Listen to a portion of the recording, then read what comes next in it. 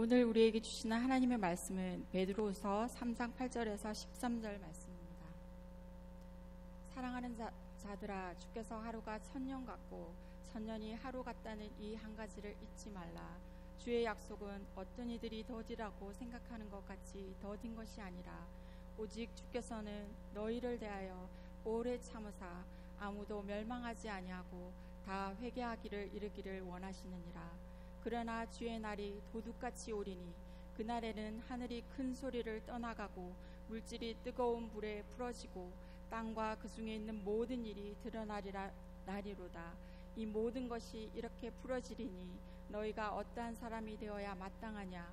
거룩한 행실과 경건함으로 하나님의 날에 임하기를 바라보고 간절히 사모하라. 그날에 하늘이 불에 타서 풀어지고 물질이 뜨거운 불에 녹아지려니와 우리는 그의 약속대로 의가 있는 곳인 새 하늘과 새 땅을 바라보도다. 이 말씀은 살아계신 하나님의 말씀입니다. 계속해서 베드로후서 말씀을 보고 있습니다. 이제 거의 끝이 다가왔습니다. 베드로후서가 3장까지인데요. 이제 다음 주 정도 하게 되면 베드로후서가 끝날 것 같습니다. 우리가 여태까지 베드로후서를 공부했었나? 말씀 나눴나? 그런 생각 가지시는 분이 계실까 봐 참 그렇습니다만, 하여튼 베드로후서를 계속 봐왔었어요. 베드로후서의 핵심은 뭘까요? 그것은 다른 게 아니라 베드로 전서와 후서의 핵심 내용은 교회의 안팎으로 다가오는 도전들에 대한 대응의 모습입니다. 그랬을 때에 교회가 무엇인지 알려주는 베드로의 간절한 기도 제목이 있죠. 첫째, 교회의 정체성은 무엇인가? 그것은 다름 아니라 이 나그네와 거류민 같은 사람입니다. 나그네는 스트레인저라는 그 사람들이죠. 거류민이라고 하는 것은 우리식으로 얘기하면 undocumented, alien 뭐 이렇게 볼 수 있어요. 외계인이 아니라 이 세상 속에 살고 있는 이 합법적으로 있는 사람들이 아니라 하는 것이죠. 실질적으로 이 베드로 전후서가 쓰여졌을 때의 교회는 신앙 때문에 자기가 살고 있던 곳에서 쫓겨나가서 난민 신세가 되었습니다. 이 난민 신세가 된 예수 그리스도를 믿는 이 사람들에게 비유를 알려주죠. 출애굽 때에 잘 살고 있었지만 뿌리가 뽑혀져서 유목민이 되어 이제 주님의 그 적받고 우리는 땅으로 나아가게 되는 그 고난의 여정을 가게 됩니다. 그런 것처럼 이 난민이 되어진 기독교인 공동체에게 우리가 이제 이렇게 이 세상에서 살지만 하나님의 그 젖과 꿀이 흐르는 땅처럼 하나님의 나라를 향해서 나아가는 사람이다라고 하는 목적을 주게 돼요. 그래서 뒤에 있는 것 아니면 세상에서 높이 있는 것을 바라보는 게 아니라 하나님의 계획 가운데 있는 저 멀리 있는 미래 본향을 바라보게 하는 것을 볼 수가 있습니다. 이랬을 때 제일 중요한 두 가지 이야기가 뭐냐 하면 하나님의 말씀을 기억하라라는 거예요. 우리가 왜 지금 이러고 있는가? 그 다음 둘째는 서로 사랑해라, 뜨겁게 사랑해라. 그러면 허물을 덮어준다라고 하며 이 난민들의 윤리 원칙 이런 것들에 대해서 말씀을 전해주고 있었죠. 그러면서 이 난민들에게 해주는 얘기가 있어요. 마치 노아의 방주 얘기처럼 이 세상이 영원할 것 같지만 멸망한다는 얘기, 그리고 여기에 이 물이 절대 빠질 것 같지 않지만 눈에 보여지는 모든 것들이 우리가 여기서 떠도는 하나의 아무 능력 없는 그러한 배 같지만 이 모든 것들이 영원한 것이 없고 우리는 마지막에 아라랏산으로 도착하는 것처럼 하나님 나라에 도착하게 될 것이다 라고 하는 목표 지향적인 목적을 주시는 것이 베드로 전후서의 핵심 내용이라고 볼 수가 있어요. 그 가는 길에 압박이 있고 어려움이 있지만 우리가 누구인지를 알게 될 때에 이런 것에 이상하게 그 어려움을 당하는 것에 대해서 이상하게 여기지 말라. 왜냐하면 우리는 나그네고 여기서 합법적인 지위가 없는 사람들이기 때문에 놀라지 말라. 이러한 격려들을 해주고 있는 것입니다. 오늘날 교회는 앞으로 우리 모든 믿는 자들이 이 교회가 누렸던 이 서구 사회에서 누렸던 영광의 그 위치를 이제 잃어버리고 있습니다. 한국 사회도 마찬가지입니다. 이제 교회는 굉장히 오래된 나이 많은 사람들, 진보적이지 않은 사람들, 수구 기득권 세력의 종교로 간주되고 있는 것이 사실이에요. 안타깝습니다. 교회 안에가 가지고 있는 사회를 변혁시킬 수 있는 역동성이 충분히 있건만 이게 잘못 이해가 돼서 이렇게 되는 경우가 많아요. 이랬을 때 교회, 예수 그리스도를 믿는 사람들은 정말로 우리가 누구인가를 성경을 통해서 다시 한번 깊게 깨달을 필요가 있습니다.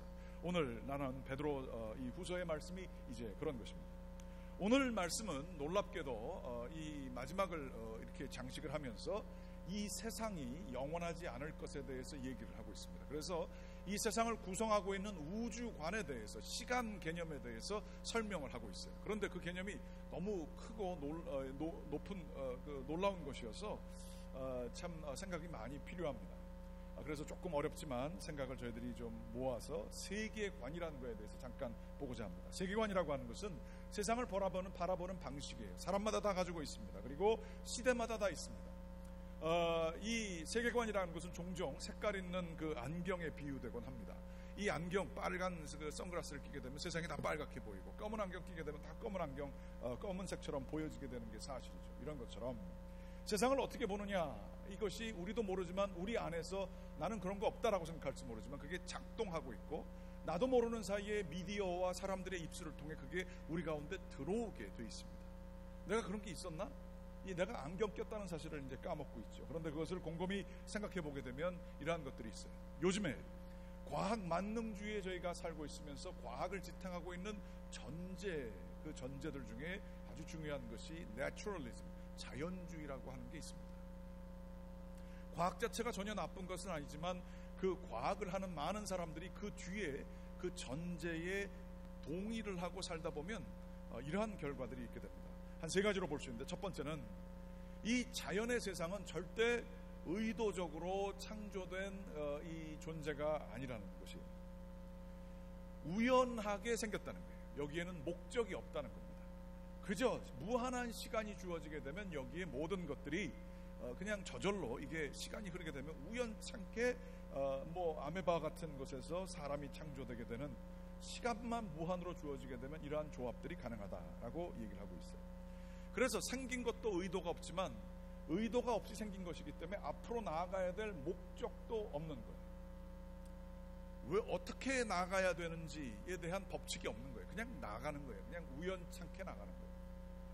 둘째, 자연 법칙은 놀랍게 변하지 않는다고 믿습니다. 우주의 시작서부터 자연 법칙이 있었을 뿐만 아니라 변함없이 한결같이 이 자연 법칙은 계속 있을 것이라고 생각해요. 끊임없는 검증과 반복을 통해 이 법칙은 영원하다, 절대적이다 라고 믿는 것이 여기에 전제. 세 번째로는 영혼이나 정신이라고 하는 사람들이 많이 쓰는 용어는 실질적으로 물질 세계 안에, 다시 말하자면 과학적인 데이터 안에 들어오지 않는 한 그것은 의미가 없는 거예요. 그래서 영혼의 그 존재가 질량으로 환산되지 않으면 그게 없는 거나 마찬가지, 의미 없는 데이터가 돼버리는 거예요. 정신이라고 하는 것들이 이게 사람의 신경 조직을 통해 고차원적으로 활동하는 그 물질적인 세계의 아주 고차원적인 면이지, 정신이라고 하는 다른 실체가 있음을 인정하지 않습니다. 자연주의는 그러므로 비물질적인 세계, 이런 것들을 무시를 하게 되는 거예요. 그런데 문제가 있어요. 인간의 도덕적인 영역이에요. 도덕이라고 하는 것은 우리가 다 가지고 있는 것인데, 도덕은 우리의 자유입니다. 그렇게 해도 되고 안 해도 되지만 우리가 이것을 해야 한다라고 생각하는 것들이 많이 있어요. 그런데 그걸 해야 한다, 특별히 이것이 선하기 때문에, 옳은 것이기 때문에 해야 한다라고 하는 이 도덕은 과연 어디서 나왔냐 하는 거예요. 물질 세계는 우연히 생긴 것이고 거기에 목적이 없으면 거기에는 선과 악을 이야기할 것이 아무것도 없는 거예요. 얘기하면 그렇습니다. 이 마이크 같은 것들이 만든 사람의 목적과 쓰는 사람의 목적이 있어서 물물 교환을 통해서 만들어졌죠. 그래서 이게 조그만 것이지만 이렇게 좋은 성능을 발휘하기 때문에 이것을 일컬어서 좋은 마이크라고 합니다. 이것이 좋다, 선하다라고 얘기를 하는 거예요. 목적에 부합하기 때문에. 그런데 이걸 갖다가 이게 작동을 안 하고 막 그냥 찌직 소리 나고 이렇게 되면 이거는 나쁜 마이크가 되는 거예요. 좋은 사람, 나쁜 사람이라고 하는 것도 사람들과의 관계 속에서 어떻게 그 기능을 하느냐. 좋은 사람이 바깥에 될 수 있지만 좋은 아빠가 되지 않을 수도 있어요. 어머니가 되지 않을 수도 있어요. 이 좋다 나쁘다라고 하는 것은 그 목적에 부합해야 그것이 좋다 나쁘다라는 것이 되는 것인데, 우연하다라고 하면 좋다 나쁘다 할 근거가 전혀 없는 거예요. 그리고 도덕으로 그것을 꼭 해야 되는 것들이 없는 것이 되는 것입니다. 이렇게 도덕이라고 하는 부분이 전혀 근거가 없게 되게 될 때에 남는 부분이 있어요. 뭐냐 하면 힘의 원칙만이 남습니다. 힘 있는 사람이 자기를 합리화시켜 내가 이 사람을 칠 수밖에 없었다라고 이야기를 하면 다른 사람들이 힘이 없기 때문에 그냥 그 사람에게 합쳐져서 나갈 수가 있어요. 억울한 사람들도 힘이 없으면 아무런 소리를 낼 수가 없습니다. 힘의 논리가 극대화되더라도 그거 하늘 무서운 줄 알아야지 우리가 이렇게 얘기를 하는 이유가 있어요. 사람의 힘보다 더 큰 힘이 있었고 그것에 의해 지음받았고 마지막에 그 사람들이 평가를 받게 될 것이다. 그게 그 말이 우리 한국말에 들어가 있는 하늘 무서운 줄 알아야 돼요. 그런데 이 자연주의 세계관이 이것도 믿음이거든요. 자기네가 데이터가 없다고 해서 이거는 없는 거다라고 얘기하는 것은 굉장히 믿음이 필요해요. 그렇게 얘기하기에는 자료가 없는다고 해서 그것이 없다라고 얘기하는 건 굉장한 믿음이거든요. 그런데 그러한 믿음에 의해서 살아가는 게 점점 더 이 세상에 많아지고 있어요. 힘의 논리가 지배하고 있어요. 힘 있는 사람이 역사를 써요. 억울한 사람은요 죽어도요 역사의 기록도 안 돼요. 수백만의 사람이 죽어도 역사의 기록도 안 돼요. 이런 것들의 이 참된 이 옳고 그름 이런 것에 대해서도 역사가 기록 안 하니까 판단도 안 돼요. 매스컴을 타지도 못해요. 이러한 억울한 일들이 다 있어도요 이 자연세계는 아무런 그것을 커렉트 그러니까 교정할 수 있는 능력이 없는 세상이 오는 거예요. 이 자연 법칙을 가지고 이 세상의 법칙 힘의 논리를 가지고 사는 사람들 이런 사람들에게는 비도덕적인 사회가 있을 수밖에 없고 그거를 바꿀 수 있는 것이 아무것도 없게 되는 거예요. 하늘이 두렵지 않은 세상이 되는 것이죠. 이 세상이 점점 이렇게 바뀌어지고 있어요. 이 자연주의적인 세계관이 합리적이다는 이유로 우리 가운데 점점점 많이 들어오고 있어요. 옳고 그런 것에 대해서 사람들이 얘기를 안 해요. 그러면서 서로 politically correct를 얘기하면서 다른 거다라고 얘기를 해요. 그거 그냥 그렇게 살 수도 있지. 남들에게 해만 안 끼치면 남들을 해하지만 않자. 이렇게 얘기를 하는 거예요. 얼마나 이 얘기들이 많이 적용되는지 모릅니다. 이쪽 동네에서는 선과 악이고 저쪽 동네에서는 선과 악이 다르니까 그 선과 악이라고 하는 그 근원적인 가치는 없다라고 얘기를 해버려요. 그냥 필요해서 쓰는 거다라고 얘기를 해요. 절대적인 개념이 없어지고 있습니다. 이게 우리들이 숨쉬는 세상입니다. 이런 세상 속에서 제일 필요한 건 뭔지 압니까? 내 거가 중요합니다. 남들이 어떻게 해도 내 거를 보호하면 다행이고요. 내 종족, 내 가까운 사람만 보존하는 게 우리의 1차 관심사예요. 내 안에서 피해만 없으면 내 것만 지키면서 사는 것, 개인주의 그리고 내 자유 이것만이 중요시하게 되는 세상을 살게 되게 돼 있습니다. 지금 현재 미국이 많이 그렇습니다. 미래의 다음 세대 아니면 우리들이 잘 모르지만 그 힘들고 어려운 상황 속에 있는 사람들에 대한 도덕적인 책임 부분을 그거 뭐 알아서 그냥 하는 거지 뭐 이러고 지나가게 되는 것이죠. 심지어 이타적인 이러한 그 선행을 베푸는 것도 이기적인 유전자 아주 유명한 책이지요. 리차드 도킨스라고 하는 옥스퍼드 교수가 그걸 써가지고 유명해졌죠. 유전자 자체에 이기성이 있다는 거예요. 그래서 우리 가지고 있는 생각을 뛰어넘어서 유전자가 학습을 한 게 뭐냐면 종을 보존하기 위해서 사람이 남들에게 잘해주는 것은 그래서 우리 전체 종이 같은 유전자들이 그것을 이어나가기 위한 이타적인 것들의 근원이 유전자의 이기성에 근거한다는 거예요. 한 개인은 죽어도 유전자는 상관없다는 거예요. 유전자 자체가 이타적인 모습을 가지고 있기 때문에 이타적인 것의 핵심은 도덕적인 게 아니라 자연의 법칙에 확장된 아주 특별한 복잡한 방법이라고 얘기를 하는 거예요. 그런데 질문은 남습니다. 그러면 왜 강아지와 사람은 충분히 교감을 하고 서로에게 잘해주려고 하고 사랑을 나눌까요? 아니 심지어 같은 종이 아닌 우리의 유전자와 무슨 관계가 있다고 식물들도 화를 내면 식물이 죽어요. 우리가 지난번에 본 것처럼. 그렇지만 식물에게 사랑한다, 착하다 이러한 좋은 얘기를 하게 되면 우리 말 속에 있는 그 주파수 때문에 식물이 살아납니다. 그 교감은 도대체 뭘까요? 걔네하고 우리하고 같은 유전자를 같은 종이라서 그렇게 같이 교감하나요? 절대 그렇지 않지 않나요? 많은 질문들이 있습니다. 이에 대해서 우리 C.S. 루이스라고 하는 유명한 기독교 변증론자이고 철학자인 분이 이 우연히 생겨진 우주에 대해서 이런 얘기를 하고 있어요. 제가 한번 읽어보겠습니다. 만일 태양계가 화면에 보여주세요. 태양계가 우연한 충돌에 의해 생겨났다면 이 지구 유기체의 출현 역시 우연한 사건이며 모든 인간의 진화도 우연이다. 그렇다면 현재 우리의 모든 생각도 우연에 불과하다. 원자 운동의 우연한 부산물일 뿐이다. 다른 모든 사람의 생각뿐만 아니라 유물론자와 천문학자의 생각도 그렇다고 볼 수 있다. 그러나 그들의 생각, 가령 유물론자와 천문학자의 생각이 단지 우연한 부산물이라고 한다면 왜 그들의 생각이 옳다고 믿어야 할까? 나는 한 가지 우연한 사건이 다른 모든 우연한 사건을 옳게 설명할 수 있다고 믿을 만한 이유를 모르겠다. 이것은 우유잔에서 엎질러진 우유가 만든 우연한 형태가 우유잔이 어떻게 만들어졌고 왜 그 잔이 엎질러졌는지를 올바르게 설명해 줄 것이라고 기대하는 것과 같다.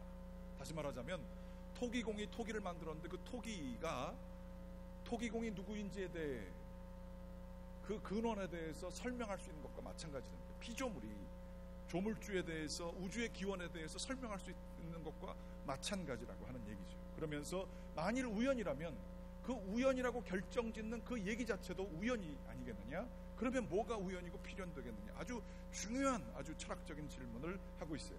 굉장히 지금 힘들고 어려운 얘기라 여러분 아직까지 깨어 있으시면 참 잘하셨습니다. 지금서부터 성경 얘기하겠습니다.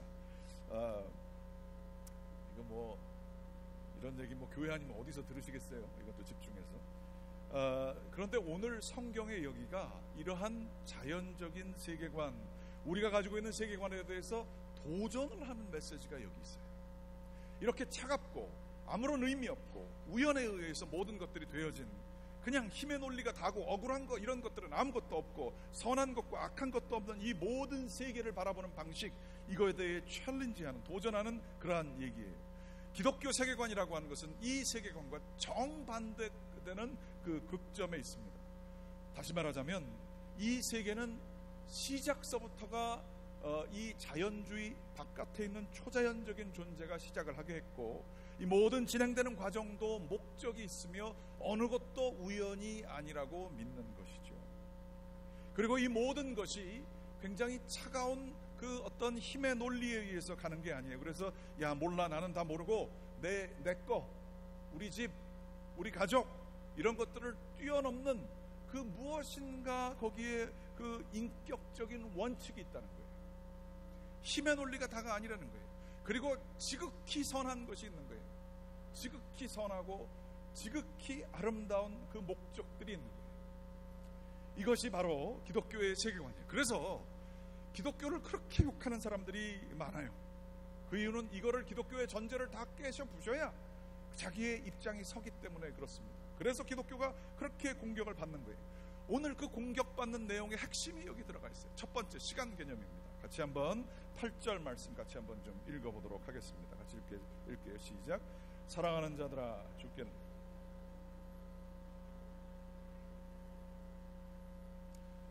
한 가지를 잊지 말라라고 강조를 하고 있어요. 이 얘기가 뭡니까?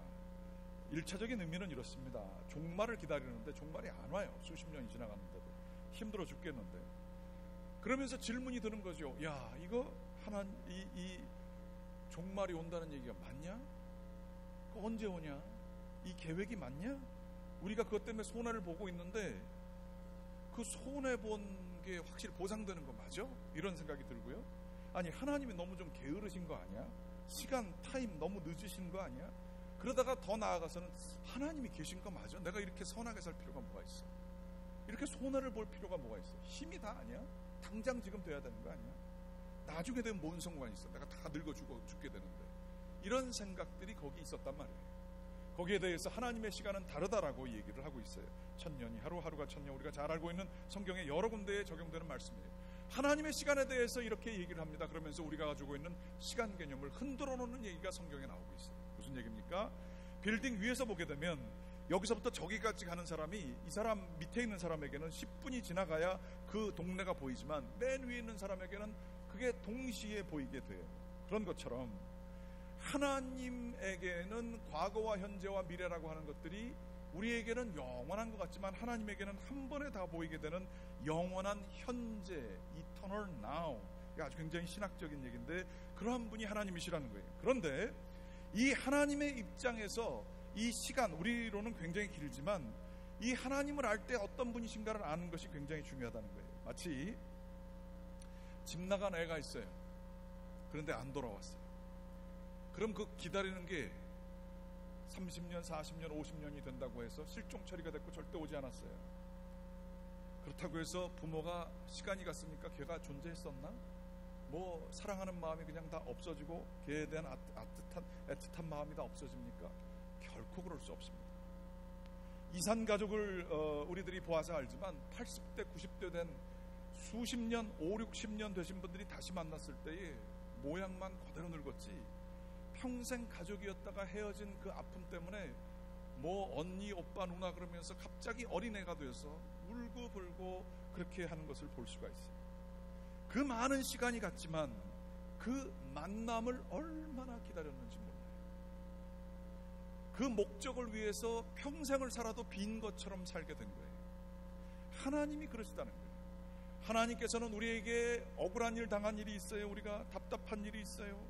정말 왜 이런 상황이 있어야 될지 몰라요. 그리고 너무 오래돼서 지쳤지만 하나님은 우리를 그 이산가족처럼 기다리고 계시고요.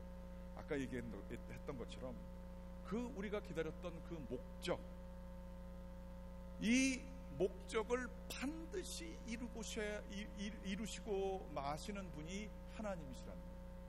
이게 종말론적인 시각이라고 그럴 때 무서운 종말론에서 재산 팔고 안 좋은 얘기만 다 있지만 종말론을 믿는다는 것은 무엇이냐 하면 하나님께서 반드시 하나님의 뜻을 이루실 것을 의미하는 거예요. 이거는 시간이 간다 할지라도 반드시 이루실 거라는 거예요. 그러니 하나님의 열정을 안다면 너희들도 시간 길다고 넘어지지 말라. 1000년이 하루 같고 하루가 1000년이다. 이 얘기가 그런 얘기예요. 반드시 그 목적을 이루시는 하나님, 시간이 길더라도 그 하나님을 믿고 기다리고 인내하라는 뜻이, 그것을 이 한 가지를 잊지 말아라. 이 시간을 잊지 말아라.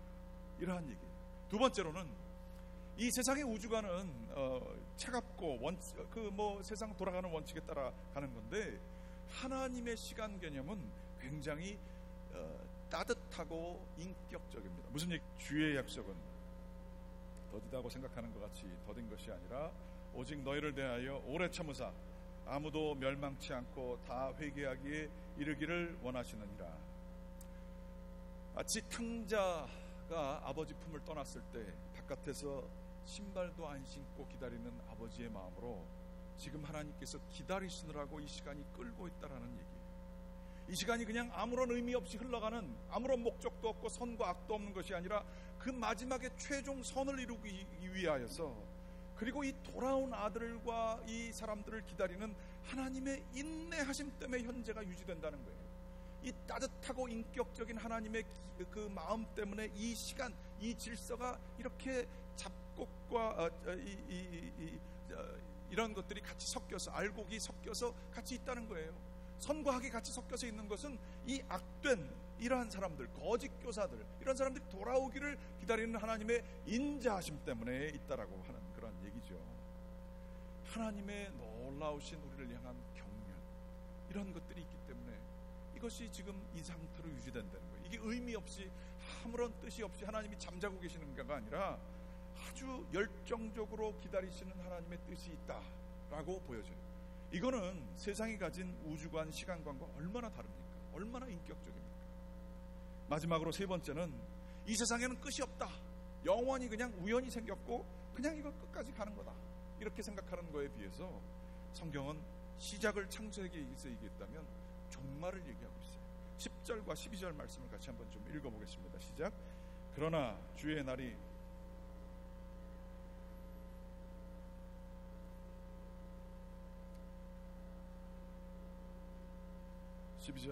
하나님의 날이 임하기를 바라보고 간절히 사모하라. 그날에 하늘이 불에 타서 풀어지고 체질이 뜨거운 불에 녹아지려니와. 네. 여기서 불에 녹아진다는 얘기가 두 번 나오고 있어요. 그리고 체질이라는 단어가 나오는데 이 체질은 무슨 사상 체질을 의미하는 게 아니라 히라버로 스토이케이아라고 하는 물질적인 세상을 구성하는 요소들을 1차적으로 의미했답니다. 물, 공기, 흙 이런 거라고 해요. 그런데 그것만을 의미한 것이 아니라 이 스토이케이아는 좀 더 깊은 의미로 이 세상을 움직이고 있는 법칙들이에요. 성경의 용어로 얘기하자면 공중의 권세 잡은 자들입니다. 천사적인 권능이라고도 볼 수가 있습니다. 세상을 움직이는 우주적인 질서와 통치 원리들, 이런 거예요. 세상에 움직이는 자연법칙은 세상에서는 영원할 거라고 얘기를 하고 있어요. 그래서 뭐 우리식으로 인간 세상으로 얘기를 하자면 어떻게 해서든 간에 뭐 편법을 쓰겠는데 걸리지만 않으면 내가 얻은 재산은 영원히 가는 거예요. 그리고 그 자식 때까지 가는 거예요. 영원한 거예요. 내 법칙으로 이긴 사람은 끝까지 이긴 거예요. 그런데 이 우주적인 질서와 통치가 반드시 풀어지고 녹아질 날이 온다는 거예요. 종말론이 그거예요. 이 얘기가 무엇입니까? 바로 우리의 신앙, 우리들이 늘 기억하고 있는 예수 그리스도의 십자가가 다른 게 아니라 그것을 증명하고 있어요. 무슨 얘기입니까? 예수 그리스도께서는 세상의 법에 의해 억울하게 죄를 짓지 않으셨는데도 이 스토이케이아라고 하는 세상의 공중자분자들의 권세에 의해서 그리고 억울하게 한마디도 변명 못하시고 죽으셨어요. 끝이에요. 로마의 권력은 최고의 권력이었고 끝이었어요. 그런데 놀랍게도 하나님께서 예수 그리스도를 부활시키셨어요. 육의 몸이 아니라 영의 몸으로. 그래서 시간과 공간을 뛰어넘으셔서 벽을 그냥 다 잠가놨는데 쑥 들어오시고, 그리고 그렇지만 또 연결선상에 있으셔서 알아볼 수도 있고, 이러한 영의 몸으로 나오신 예수 그리스도, 이 예수 그리스도는 바로 다름 아닌 스토이케이아가 다 녹아버린 다음에 나타나게 되는 그 새 하늘과 새 땅, 12절 맨 마지막 말씀이에요. 새 하늘과 새 땅의 프리뷰라고 하는 거예요. 예수 그리스도는 우리가 바로 이 새 하늘과 새 땅, 이 모든 현재의 법칙들이 다 녹아서 없어지고 난 다음에 하나님의 참된 다이아몬드 같은 것들, 불 속에 녹지 않은 그것이 나온 게 예수 그리스도고요. 이분을 믿게 되면 우리도 또한 이 세상에서 부활할 것을 믿는 거예요. 그게 새 하늘과 새 땅이고요. 부활절을 우리가 기념하는 것은 다른 것이 아니라 바로 이 부활절을 통해 이 세상의 모든 말도 안 되는 일들, 그 폭력들, 어려움들, 정말로 이 악한 것들이 다 이기는 것 같은 것들, 이 억울함들, 이런 것들이 다 불타 없어진다는 거예요. 그리고 하나님의 선하신 목적만이 살아남는다는 것을 믿는 게 부활절을 우리가 축하하는 이유가 되는 것입니다. 사순절을 왜 일부러 어려운 일을 하냔 말이에요. 뭐 자학하려고 하는 거예요. 왜 뭐 금식하고, 왜 새벽 기도하고, 왜 필사하고 하는 거예요? 이 세상의 것은 반드시 썩어질 것임을 우리들이 믿기 때문에 그거 하는 거예요. 이거 썩어질 거에 내가 정 주지 말아야지. 그게 사순절이에요. 그렇지만 내가 영원한 것, 스토이케이아가 다 없어지더라도 반드시 남게 될 새하늘과 새 땅, 그것이 영원한 것이지. 그거를 바라보는 소방훈련이 사순절임을 여러분들 믿으시기 바랍니다. 허망한 것들을 위해서 너무 힘쓰지 마세요. 여러분의 명성 얼마 안 갑니다. 여러분의 돈 자녀들이 누릴 것 같으세요? 오히려 자녀들에게 잘못하면 저주가 될 수도 있어요. 우리들이 수고하고 노력하는 이 모든 것들, 우리들의 이 자존심, 몇 년 가면 내가 왜 그랬는지도 기억도 안 날 수도 있어요. 뭐에 힘쓰십니까? 뭐가 영원합니까? 뭐가 정말 영원합니까? 하나님의 심판의 불 가운데 남을 것들이 과연 무엇이 있겠습니까? 사순절과 부활의 신비한 놀라운 것은 우리로 하여금 세상의 한시성, 세상이 이게 영원할 것 같은 게 다 없어진다는 것을 우리가 선포하는 거고요. 세상에 바로 주님만이 영원하심을, 그것이 참된 가치가 있음을 선포하는 것이 사순절과 이 고난지광과 부활의 참된 의미이신 줄 여러분들 믿으시기 바랍니다. 이 세계관이 놀랍게도 성서의 구석구석에 있어요. 로마서 8장 20절서부터 22절까지 말씀을 같이 한번 좀 보겠습니다. 같이 읽겠습니다. 시작. 피조물이 허무한데 굴복하는 것은, 같이 읽겠습니다. 시작. 피조물이 허무한데 굴복하는 것은 자기 뜻이 아니요 오직 굴복해 하시는 이로 말미암이라. 그 바라는 것도 피조물의 썩어짐도 종노릇한 데서 해방되어 하나님의 자녀들의 영광의 자유에 이르는 것이니라. 피조물이 다 이제까지 함께 탄식하며 함께 고통하는 것을 우리가 아나니. 여기서 얘기하는 게 바로 다름 아닌 이 세상의 산과 자연과 바다와 우리 집에 키우는 애완견과 모든 식물들과 이런 것들도 다 죽잖아요. 없어지잖아요. 허무한데 굴복하는데 그것은 바로 다른 게 아니라 굴복하게 하시는 하나님의 말씀 때문에 되는 것이고, 그런데 이 모든 것들이 하나님의 때가 되면 스토이케이아가 다 없어지게 되고 이 원칙들이 다 없어지게 되고 거기서부터 이 피조물들이 해방되게 된다는 거예요. 온 세상이 다 녹아지고 얘네들도 해방되게 되는데 누구 때문에 되느냐? 예수 그리스도, 그리고 그분을 믿는 하나님의 자녀들의 영광의 자유 때문에 그들도 같이 고구마 줄기에 엮이듯이 엮여져서 이 모든 것들이 다 역전된다는 얘기가 들어가 있어요. 그래서 이 세상 속에 영원한 것이 반드시 다 다른 것도 녹아지고 있게 될 것이다 라는 얘기를 하고 있는 것이에요. 하나님의 예수 그리스도의 통치의 권세가 모든 무릎들이 거기에 무릎을 꿇게 될 것이다 라고 하는 얘기와 마찬가지이지요. 너무 어려운 얘기를 오늘 많이 했는데 이 말씀을 나누고자 합니다. 오늘 북한에서 탈출한 소녀가 있었습니다. 자기 아버지가 북한에서 너무 아프신데 약을 구할 길이 없어서 어떤 사람이 중국에 보내주겠다, 거기서 돈 벌 수 있다, 그래서 자기가 그 브로커의 말에 혹해서 중국으로 오게 됩니다. 중국에 와서 사는데 알고 보니까 자기가 브로커에게 200만 원에 팔렸다는 사실을 알게 되고 자기는 돈을 벌 수 없다는 사실을 알게 됩니다. 노예처럼 살고 있다가 도망가서 화전민처럼 산속에서 짐승처럼 살다가 저기 아랫동네에 불 켜진 조그마한 집이 있어서 그 집으로 달려 들어갑니다. 딱 보니까 노모와 이 노총각 아들이 살고 있는 그런 집이었습니다. 자기가 살고자 그 노모에게 자기의 몸을 던집니다. 그러면서 얘기합니다. 어머님 사랑합니다. 깜짝 놀란 이 중국분이 잘 못하는 이 말도 안 되는 이 중국말로 이 불쌍한 이 여인을 불쌍히 보시고 결혼식을 시켜주고 장가를 보내주고 아기까지 낳습니다. 그런데 아기가 1살도 되지 않아서 중국 공안에 이 여인이 소문이 나서, 시골이지만 소문이 나서 붙잡혀게 되고 북한으로 끌려 들어가게 됩니다. 5년 동안 강제 수용소에서 고생을 하고 있다가 신문을 받고 그러는데, 신문하는 어떠한 그 여자가 신문을 했는데 그 사람이 자기를 신문을 하면서 울고 있는 사실을 알게 됐어요. 정신이 없었지만 눈을 들어서 보니까 자기 대학 동창이었습니다. 우리가 어떻게 해서 이런 사이가 됐느냐라고 하면서 서로 눈물을 흘리게 되었어요. 그러다가 이 동창이 도와줘서 이제 도망가는 길을 발견하게 되고 다시 중국으로 가게 됩니다. 정말로 그 목숨을 걸고 찾아가서 자기 집으로 가서 자기 남편과 시어머니와 자기의 사랑하는 딸을 끼안고 눈물을 흘립니다. 그런데 남편이 돌아온 이 여인을 보고 너무 안됐고 안타깝게 여겨서 자기 집안의 재산을 크게 팝니다. 그래서 이 사람이 여기서부터 도망가라, 한국으로 가라, 그렇게 해서 주선을 해서 선교사님의 도움으로 한국으로 가게 됩니다. 거기서 몇 년을 살게 되면서 돈도 좀 모으게 되고 그 사랑하는 딸이 자라나게 되면서 여기 너무 좋아라고 하는 음성을 듣게 됩니다. 모은 돈을 가지고 다시 중국으로 찾아갑니다. 찾아갔더니 남편이 병에 걸려서 죽었습니다. 사랑하는 노모를 데리고, 그 중국 사람이지만 저랑 같이 한국 가요. 노모가 아니다, 너 삶을 잘 살고 이 아이 잘 키우고 살아라. 그리고 헤어지고 돌아오게 됩니다. 여러분은 이런 얘기를 들으시면 어떤 게 보이세요? 야, 그 여인 아버지 위해서 이렇게 좀 뭐 하려고 그러다가 완전히 인생 망가졌구나. 그 도와준 할머니하고 그 아들은 도대체 무슨 운명이에 재산 팔고 자기 병에 걸려서 죽고 이렇게 억울한 일이 다 있을까? 여러분, 그게 보이십니까? 이 억울한 삶을 어떻게 책임질까? 이것만 보이십니까? 중국 공안하고 북한의 이 절대 권력, 이 썩은 것들, 이 무자비한 것들, 분노가 나십니까?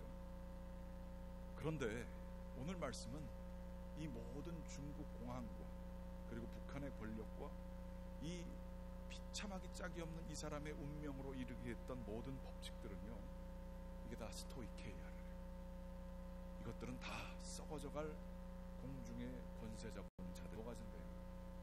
그리고 이 역사를 가능하게 했던 것들은 보여지지 않고 밑에 깔려져 있는 이 아버지를 향한 이 딸의 마음, 그리고 짐승처럼 살고 있었던 그 어린 소녀를 품어줬던 노모와 그 아들, 대학 동창이라 자기도 위험할 수 있지만 그에게 길을 펴준 사람, 그리고 그 가운데 아무것도 모르고 생명으로 나왔던 이 어린 아이, 그 아이가 고백하는 너무 좋아요 라고 하는 고백, 이 선하심과 이 사랑하심과 인자하심이 세상을 이루는 힘이라는 거예요.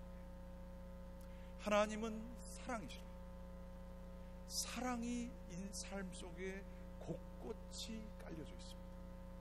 세상이 아무리 억울하고 세상이 아무리 무자비하고 세상이 아무런 나의 억울한 사연과 외로운 사연을 이해해 주지 못한다 할지라도 이 세상을 움직이게 했고 내가 여기서 존재해왔고 내가 지금 밥을 먹고 있고 숨을 쉴 수 있고 살아갈 수 있는 모든 것 자체는 하나님의 선하심과 인자하심 때문에 여기까지 올 수 있게 된 거예요. 이 종말론을 가지고 베드로 후서를 가지고 살아가는 사람들에게는 우리들이 봐야 되는 것은 무엇이냐 하면 무엇이 영원하고 무엇이 영원하지 않은가에 대한 정확한 판단이에요. 세상이 우리를 힘들게 하고 아프게 하고 우울하게 하고 차라리 죽는 게 낫겠다. 내 삶, 이 외로운 삶, 아무것도 남지 않은 이 삶, 살아봤자 내가 무슨 의미가 있겠느냐. 자연 법칙에 따라 나는 아무것도 아니고 자식과의 관계도 끊어졌고 사랑할 사람도 없고 내 삶은 도대체 무슨 의미가 있겠느냐라고 하는 이 삶 가운데도 하나님의 보여지지 않는 영원한 법칙이 있다는 거예요. 하나님은 사랑이시라. 이 영원한 것을 포커스하고 살아가는 것, 이 영원한 것에 자기의 삶을 맞춰서 살아가는 것, 그게 사랑의 삶이에요. 그게 영원한 것을 붙잡는 삶이에요. 그렇게 바라보기 시작하면 어느 곳에 어느 상황 속에서도 하나님의 선하심과 인자하심이 안 보이는 게 없습니다. 어디에도 있습니다. 그래서 성서 기자는 그 힘들고 어려운 자기의 삶을 살아갔지만 하나님의 선하심과 인자하심은 영원하시도다. 하나님의 선하심과 인자하심은 영원하시도다. 하나님의 선하심과 인자하심은 영원하시도다. 이것을 고백하는 거예요. 이것을 믿고 살아가는 것이 저희들이 바로 종말론적으로 사는 사람들이에요. 넘어지고 좌절하고 더 이상 살아봤자 무슨 의미가 있겠느냐, 못해먹겠다라고 하는 사람들도 하나님을 안다고 한다면, 종말을 안다고 한다면 살아갈 수 있는 힘과 용기를 얻는 것이 종말론적인 삶이라 하는 거예요. 그것이 아무리 길고 힘들다 할지라도 하나님은 반드시 모든 것을 선을, 하나님을 사랑하고 다른 사람들에게 합력하여 선을 이루신다, 이게 뜻이에요. 그래서 우리는 아무도 알아주지 않고 아무런 효과가 없는 것 같아도 하나님을 믿고 우리는 선하게 살아가야 하는 것이죠. 어떤 사람이 인정하지 않아도 이거 그냥 눈치 보이지 않고 그냥 나 끝만 대충 챙기고 살고 그냥 이러다 살다가 죽는 거예요. 아무 의미 없어. 이게 아니고요, 최선을 다해서 하나님 앞에서 마지막에 하나님 내가 이렇게 선행 베푼 거는 하나님께서 기억하셔서 나중에 다 계산해 주실 거예요. 믿고 사는 게 하나님을 경외하는 삶입니다. 그러한 차원에서 다시 한번 11절서부터 13절까지 말씀을 같이 한번 읽어봅니다. 시작. 이 모든 것이, 11절 말씀 시작. 이 모든 것이 이렇게 풀어지리니 너희가 어떠한 사람이 되어야 마땅하뇨? 거룩한 행실과 경건함으로 임하기를 바라보고 간절히 사모하라. 그날에 하늘이 불에 타서 풀어지고 체질이 뜨거운 불에 녹아지려니와 우리는 그의 약속대로 의히 거하는 바 새하늘과 새 땅을 바라보는도다. 어떠한 사람이 되어야 마땅하뇨? 이거 목적이 없는 사람들은 절대 얘기하지 않는 거예요. 어떻게 하면 내가 더 이익을 바라볼 것인가, 이게 이제 목적 없는 이 세상 속에서 사는 사람들이 하는 얘기고요. 어떻게 하면 내 자존심을 지킬 건가, 이거고요. 어떠한 사람이 되어야 마땅하냐, 이것은 목적이 있는 마지막을 바라보는 사람들만이 할 수 있는 얘기예요. 하나님의 끝이 이렇게 되고 모든 것들이 다 없어지고 하나님의 뜻만이 남는다고 한다면 어떻게 살아가야 마땅하겠냐? 거룩한 행실과 경건한 것. 예수 믿고 축복받아서 돈 많이 벌고 이게 아니고 결과가 어떻게 되는지 상관없어요. 사람이 알아주든지 뭐라든지 상관없어요. 하나님께 바쳐진 선한 그 사랑의 마음, 세상을 구성하고 있는 이 사랑의 마음에 온전히 나 자신을 맡긴 거룩한 행실과 경건함, 그의 약속대로, 13절, 그의 약속대로 의히 거하는 바 새하늘과 새 땅, 이것을 바라보며 살아가는 것, 이거 바로 크리스천의 삶인 줄 믿습니다. 여러분, 어떠한 사람이 되시겠습니까? 주님과 더불어서 거룩한 행실과 경건함으로 주님의 마지막 때를 바라보며 억울한 거 좀 참으세요. 화나는 거 좀 참으세요. 우울하다고 해서 다 포기하지 마세요. 자기 것만 챙기지 마세요. 돈 좀 있다고 해서 교만하지 마세요. 다 없어지는 거예요. 거기다가 마음 쓸고 안정감 쓸지 마세요. 하나님 바라보면서 살아가는 저와 여러분 되시기를 간절히 축원합니다. 기도하시겠습니다. 감사합니다. 하나님, 주님 안에 저희들 이렇게 나왔습니다. 주님 말씀 받았습니다. 저희들 종말론적으로 살아갈 수 있도록 도와주시옵소서. 세상이 허망한 것을 깨닫게 도와주시옵소서. 허망하다 못해 쓴 재와 같은 것임을 깨닫게 도와주시옵소서. 그것들을 위해 수고하지 않게 도와주시옵소서. 오로지 하나님만을 향해 저희들 거룩한 행실과 경건함으로 살게 도와주시옵소서. 영원히 남는 것들을 추구하며 살아가게 도와주시옵소서. 아무도 못 알아준다 하여도 주님이 아시기 때문에 저희들 선한 마음으로 살아가도록 저희들을 붙들어 주시옵소서. 예수 그리스도의 이름으로